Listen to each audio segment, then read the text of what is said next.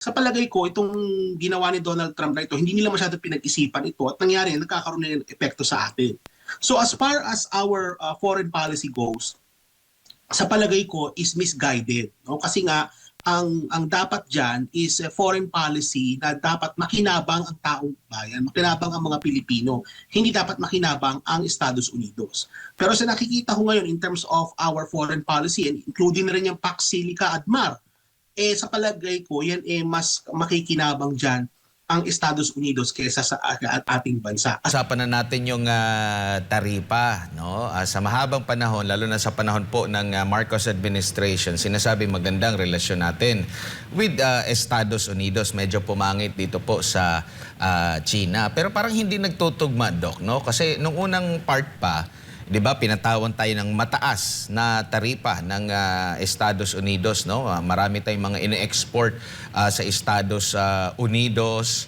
Tapos naging kalaunan parang konti lang yung ibinaba, no? Compare sa ating mga kapitbahay na hindi na pumunta doon sa Amerika para makipag-usap sa presidente through ano lang, tawag-tawag lang. Ngayon, after ng pagtawag naman ni President Donald Trump, abay pinatawan tayo ng 12.5% na taripa dahil sa kung anong issue yun, yung sa forced labor ba yun, Doc? So parang dito ba yung ating foreign policy, tama ba yung tinatahak natin na siyang makakatulong dapat sa ating ekonomiya, Doc? Actually, matagal natin pinag-uusapan yung Atmar na yung ating foreign policy ay hindi tugma sa mga polisiya related to our economy and economic development. So kagaya halimbawa niyang over-reliance natin sa Estados Unidos as a trading partner, problema yan. Alam mo, Admar, yung mga ibang bansa, even Canada, is already diversifying its trading relations. Kumbaga, nagsisimula na rin kami rito na medyo, hindi naman humiwalay sa Amerika, no, in terms of the economy, pero hanap na ng mga ibang mga markets. Ganon din dapat ang ginagawa ng Pilipinas. Actually, mas dapat natin ginagawa yun kasi nga, we are a small economy and we rely so much on international trade. So, kumbaga, ang dapat na ginagawa ng ating gobyerno is to find other partners, no, na hindi ganyan na magpapatong ka ng 12%, no, out of a flimsy reason, kagaya halimbawa ng forced labor. Alam naman natin sa Pilipinas, Admar, na may mga batas tayo na related sa forced labor, no, at sinusunod naman yan sa ating bansa, no, yung mga ini-export natin ng mga produkto, hindi naman siguro dumadaan yan sa mga forced labor, no. So kumbaga, sa palagay ko, itong ginawa ni Donald Trump na ito, hindi nila masyado pinag-isipan ito at nangyari, nagkakaroon na ng epekto sa atin. So as far as our foreign policy goes, sa palagay ko is misguided. No? Kasi nga, ang dapat dyan is a foreign policy na dapat makinabang ang taong bayan, makinabang ang mga Pilipino. Hindi dapat makinabang ang Estados Unidos. Pero sa nakikita ko ngayon in terms of our foreign policy, and including na rin yung Pax Silica Admar, sa palagay ko, yan mas makikinabang dyan ang Estados Unidos kaysa sa ating bansa. As far as our foreign policy goes, and by extension, kasi nga, yung economic policy natin related sa foreign policy, ang nangyayari dyan is nakokompromiso yung pag-unlad ng ating bansa. Opo, napag-usapan na natin yung Pax Silica at ang mga semiconductors po, yung talagang number 1 tayo sa produkto na ini-export natin at kabilang ang Estados Unidos ata, no, kung di ako nagkakamali. Pero yun nga, tinaasan din yung taripa. Di mo maintindihan kung tumutulong ba sila or parang para sa kanila ang itong Pax Silica na issue na ito po, Doc. Sa palagay ko, Admar, I think what the Americans want is the Philippines to negotiate. Kasi ganyan yan eh. Kapag ka nag-impose sila ng tariff, it's a signal na mag-usap tayo. So ang dapat na ginagawa dyan ng ating gobyerno is patuloy nilang kausapin ang Estados Unidos para posibleng mag-negotiate, no, ng mas magandang deal. Pero dapat din sa deal na yan ay hindi natin i-sacrifice ang ating ekonomiya at ang ating kinabukasan. No? Kagaya halimbawa niyang Pax Silica, Admar. Sa palagay ko, isa sa mga gagawing levers yan ng gobyerno in terms of negotiating with the Americans. So halimbawa, baka posible na sabihin nila na tanggalin niyo na yung taripa pero papayag kami na yung Pax Silica ituloy-tuloy na natin yan. May mga valid concerns kasi Admar din yan dyan sa Pax Silica kung may oras tayong pag-usapan yan. Kagaya sa issue ng environment, sa mga indigenous people, may mga issue dyan eh. So kumbaga, sa palagay ko, baka magamit itong Pax Silica as a negotiating lever or bargain in exchange for these tariffs. Sana wag naman kasi yung issue ng Pax Silica, Admar, may long-term implication yan sa ating environment at sa ating ekonomiya at doon sa mga komunidad dyan sa may malapit sa nuclear kapag ka nagtuloy-tuloy yan. Opo, maaari din ba na kaya ganito rin yung hakbang ng Pangulo ng Estados Unidos ay dahil parang hindi pa yata siya napagbigyan. Hindi ko alam kung anong update noon kasi last time na nanood ako ng balita sa Estados Unidos, talagang pahirapan sa kanila na makarequest ng budget for defense, no? Kasi talagang binusisi sila ng husto kasi kung pagbabatayan yung mga paunang statement nila, nagwawagi na raw sila. Tapos kung nagwawagi, bakit kailangan pa nila ng karagdagang na mga pondo? Tapos iba-iba yung mga statement. Maaring hakbang din ba ito ni Trump para at least masabi niya na, meron pa rin tayo, sa panahon ko pa rin, meron pa rin tayong, kumaga, tumataas pa rin yung ating kita at ng makarequest ng kinakailangang pondo, Doc. Posible rin yan, Admar, pero ang basa ko sa politika sa Estados Unidos is that both parties, Democrat or Republican, gusto nila pareho ng gera. Kasi sa mga constituencies nila sa Estados Unidos, marami dyan mga distrito ay may mga military base at marami sa mga botante dyan ay mga veterano at mga sundalo, pamilya ng mga sundalo. So as long as there is war going on elsewhere, may military industrial complex, gumagana yung kanilang military industry, gumagana yung ekonomiya nila. Kasi ganun yung struktura ng kanilang ekonomiya, Admar. They are heavily dependent in terms of pag magkakaroon ng gulo sa ibang lugar. So kumbaga, Admar, kapag merong conflict, kaya sa Middle East o kaya sa Ukraine, that is good for their economy. So makikita mo, kapag matumal ang lalagay ng kanilang ekonomiya, kapag nagkaroon ng gulo sa ibang lugar, that would spark economic activity internally. Maganda yun para sa kanila. Now, as far as the budget goes, I think what is going on here is that the United States is actually spending a lot in terms of the war. Kumbaga, yung kalaban kasi, Admar, yung Iran, asymmetric yung kanilang approach sa pakikipagdigmaan.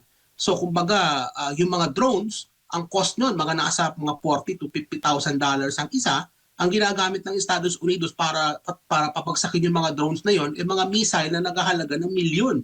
So kumbaga, kung ganun man lang na asymmetric ang gera natin at war of attrition yan, natatagal yan, mas maraming dolyar na kinakailangan ng Estados Unidos.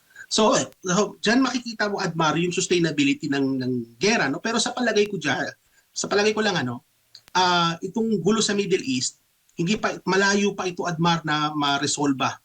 Kasi gusto rin ng Estados Unidos na magkaroon ng gera kasi nga that sustains their economy. At tumataas ang presyo ng produktong petrolyo and we know that the United States is an oil producer. So kumbaga meron ding tayong dapat na makita diyan. Kumbaga if we go deep enough, makikita mo yung mga underlying reasons na sa palagay natin na kung bakit itong gerang ito ay magtutuloy-tuloy pa rin. Kasi may economic, Admar, may economic explanation ito. Kung bakit pa rin magtutuloy-tuloy itong gera. Pero tama ka, hirap ang US ngayon in terms of financing the war, but I think, ginagawa nila dyan is mag-imprenta ng mas maraming dollars, tataasan nila yung kanilang credit limit. They can do that artificially. That is the benefit of being a superpower. And yet, ang problema, Admar, they are an empire in decline. So we know that already. Opo, and possible po ba na kaya nabubuksan din itong issue sa Pax Silica dahil maaring gamitin din ito for sa sona ng Pangulo ngayon? And ano po yung parang pinaka-significant talaga na nagawa under Marcos administration? Yung kumbaga pinaka-proyekto na may impact sa ekonomiya po ng ating bansa? Okay, doon sa Pax Silica, Admar, mame-mention niya ng ating presidente. Kasi ilang araw na natin nakikita yan sa mga balita, ano, makikita natin yung PCO pinopromote yan, no? So I think that will be part of the State of the Nation address kasi meron daw mga makikreate na trabaho. But then again, mga kababayan at Admar, you have to weigh that in terms of yung benefits and cost. Kumbaga may benefits naman, Admar, kasi may mga trabahong malilikha dyan sa may New Clark City, yung indirect economic activities na makikreate yan. Definitely meron talaga. No? May makikreate economic effect yan. Positive. Pero may negative effect yan, Admar. Kita mo ha, yung itatayo nila ng mga data center dyan at mga industriya, approximately kinakailangan nila ng 6 gigawatt na kuryente. And yet, ang na-produce pa lang nila so far is 500 megawatt na solar power. No? Na, kumbaga yung source nila solar, 500 megawatts. So saan nila kukunin yung 5.5 gigawatt? Kukunin ba nila yan sa kuryente na pinoproduce sa Luzon Grid? Kasi kung mangyari yan, Admar, kukunti na nga yung supply ng ating kuryente at pag umukunti yung supply, tataas ang presyo. Kaya merong narrative dyan, Admar, ng possibility na baka tumaas ang presyo ng kuryente as a result. Sa Texas, Admar, ang ginawa ng governor ng Texas, ang sabi niya, ni Greg Abbott, bago kayo magtayo ng data center sa aming state, kailangan mapakita ninyo na maibababa nito ang presyo ng kuryente sa aming estado. Ganon din dapat ang gawin ni Marcos Jr. Hindi na sila dapat dyan na pumayag basta-basta. What they need to do is kung mag-create sila ng mga AI data center dyan, ng mga infrastructure, ang kinakailangan dito, mga kababayan, is maibaba nito ang presyo ng kuryente para sa ating mga kababayan. Hindi lang yan, Adman, yung tubig. Sa tubig, kinakailangan ng mga data center ng napakaraming tubig para mapalamig yung mga infrastruktura na yan, yung mga hardware na sinasabi natin. Kulang na nga tayo sa tubig. Hindi pa saan nila kukunin yung tubig na yan. Ang sabi ng Basis Conversion Development Authority, I think sila itong nasa screen natin ngayon, no? Sabi nila is meron silang catchment, no? Kukuha sila ng tubig ulan and then i-recycle nila yon. Pero tandaan din natin na over time, nag-evaporate ang tubig. So kahit na-recycle nila yan, kinakailangan nilang i-replenish yun. Saan nila kukunin yan? Sa local aquifers? Kukunin nila yan saan? Sa mga dam na malapit dun sa area? Meron nagbabadyang El Nino, mga kababayan. At alam natin ang El Nino, that will cause drought. So kung kailangan ma-address yan, magtatayo ba sila ng desalination plant para makatulong? So aside from electricity, Admar, dapat itong issue ng tubig ma-address din ito. Kung magpapayag sila na magkaroon ng PAC silica dyan sa lugar na yan, dapat makatulong din ito para madagdagan ang supply ng tubig sa ating bansa, lalo na doon sa mga komunidad. At may mga indirect effect pa yan doon sa mga indigenous people.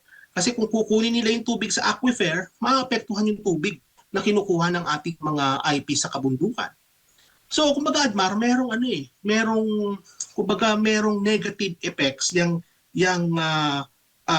PAC silica na yun. Dapat timbangin mo rin sa positibo. Di lang yan, Admar, madagdag ko pa bago ko pasa uli sa'yo.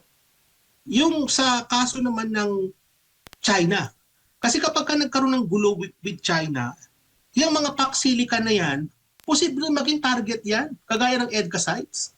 So kung magiging target yan, kung magkaroon ng gulo with China, anong mangyayari dun sa mga komunidad dyan sa may New Clark City at mga nearby na mga bayan? Magiging target sila kapag ka nagkaroon ng gulo with China. And then finally, Admar, ito pa pala, another effect is yung technology transfer. Anong garantiya na itong mga teknolohiya na ito, makikinabang ang ating mga kababayan in terms of training, in terms of matututunan ba natin kung paano tayo mismo magtayo ng sarili nating data center?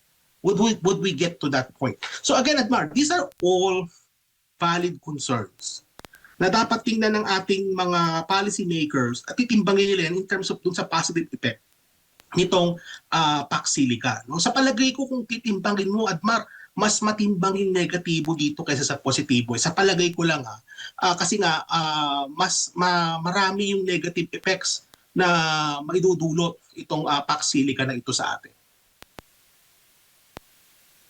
Opo, siguro Doc, bilang panghuli na lang, sumatotal mo sa sektor ng ekonomiya, paano mo bibigyan ng grado ang performance ng Pangulong Bongbong Marcos Jr.? Naku, alam mo Jade, sa totoo lang bilang isang propesor, hate na hate ko na magbigay ng napakababang grade. Pero sa kasong ito, Admar, mukhang sa palagay ko kasi 5 taon na si Marcos Jr.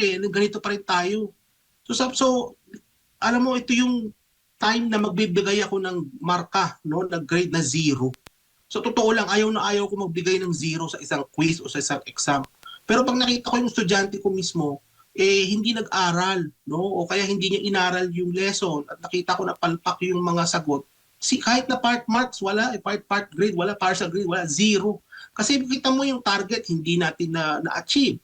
Kung ano-ano ang ginagawa ng gobyerno. Kumbaga, yung mga priority, hindi nila ginawa. Out of the 53 na mga batas na dapat na ipasa, 2 lang. Hindi ba ang inflation mataas pa rin? 0. Sa totoo lang mga kababayan, ayaw ko magbigay ng grade na 0. Pero ito sa kasong ito, hate na hate ko yan. Mabigat sa loob ko magbigay ng grade of 0. Pero sa palagay ko, Jade, na justified sa pagkakataong ito ang 0 para dito sa kay Marcos Jr. sa kasalukuyan.